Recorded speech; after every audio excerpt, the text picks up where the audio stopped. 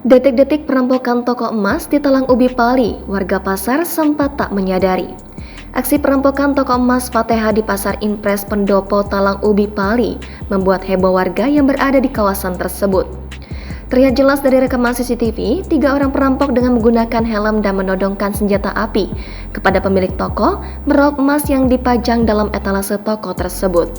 Diketahui kejadian tersebut terjadi sekira pukul 11.55 waktu Indonesia Barat pada Selasa 31 Oktober siang, di mana pada saat terjadi perampokan tersebut dijaga oleh pemilik toko emas Fatehah bernama Asma seorang diri, sementara suaminya Budi sedang tidak ada di lokasi.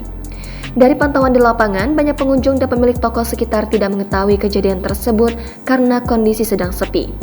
Warga baru berdatangan usai korban berteriak histeris setelah kawanan perampok tersebut kabur dan berhasil menggasak habis emas yang dipajang di etalase toko tersebut. Tindakan 3 perampok itu dilihat Abdul, adik kandung Asma pemilik toko emas Fatehah. Abdul yang juga memiliki toko emas di sana mengaku sempat melihat perampokan keluar dari toko. Abdul yang juga memiliki toko emas di sana mengaku sempat melihat perampok keluar dari toko kakaknya. Saya melihat begitu perampok keluar dari toko kakak saya, salah satu pelaku sempat mengacukan senjata ke atas, ujarnya pada Selasa 31 Oktober.